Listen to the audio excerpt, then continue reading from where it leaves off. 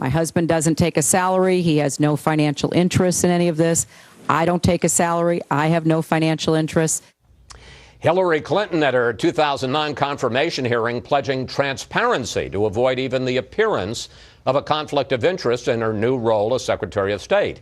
And it's time now for our Sunday group, Fox News senior political analyst Brit Hume, Julie Pace, who covers the White House for the Associated Press, GOP strategist Karl Rove, and Ron Fournier of the National Journal. Well, Brit, Peter Schweitzer, in his book, lays out a long, detailed money trail where Bill Clinton gets millions of dollars for speaking fees. The Clinton Foundation gets tens of millions of dollars from donations from foreign entities that have interests in front of the State Department. But he's very careful, and he did it again today, to say he doesn't have a smoking gun that shows there was a quid pro quo. So based on all of that, how troubling do you think the reporting that he lays out is? Well, the smoking gun requirement would be what you'd be looking for if you were trying to prove a bribe, an outright bribe.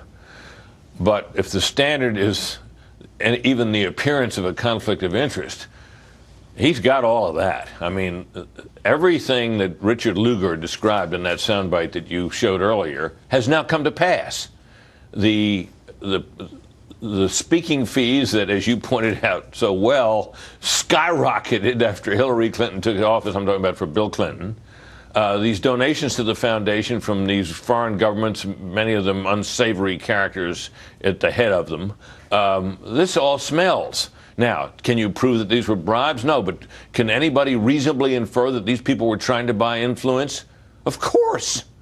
And the Clintons seem oblivious to that possibility, or knowing of it and figuring they can get away with it. And then, of course, you have the instances in which the reporting that was supposed to occur to make all this transparent did not. So you add it all up, it's pretty ugly.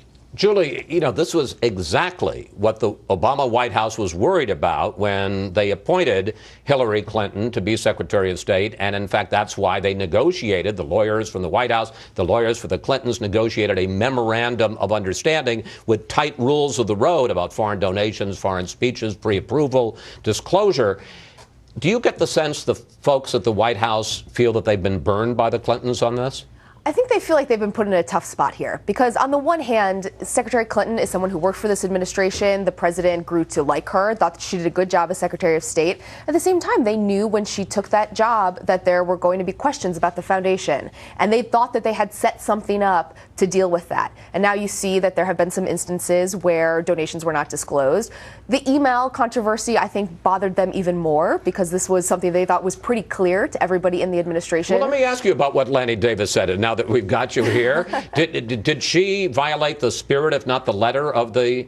It's hard to argue that she didn't. I mean, it was very clear to everyone in the administration, whatever agency you worked at, whether you're at the White House or a cabinet post, that you were supposed to keep government business on government email. If an email went to your Gmail, you were supposed to forward it to your government email. So it was pretty clear what was supposed to be done there. When Hillary Clinton launched her campaign in Iowa the week before last, she said one of her 4 main goals if she becomes president is to deal with money in politics. Here she is.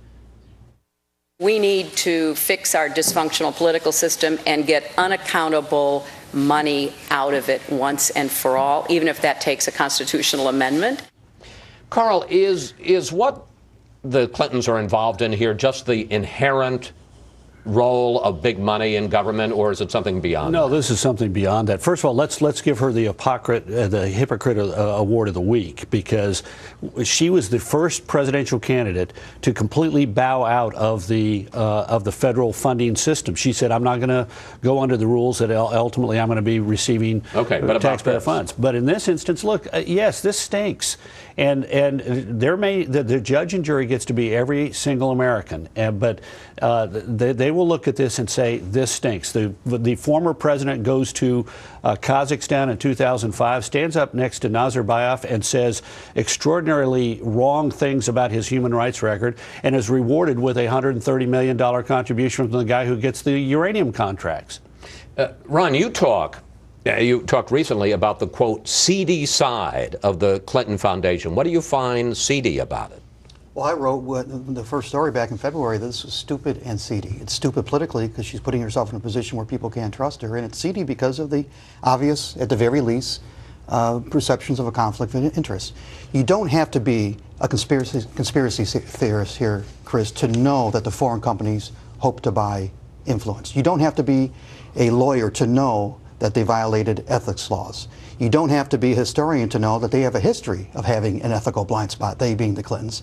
And you don't have to be a political scientist to know that this really undermines the trust that we can have in her as a potential president, and if she becomes president, the trust we can have in the leader of our government. This is very bad politics. This is very bad governance. All right, we have to take a quick break here. When we come back, the other big story this week, two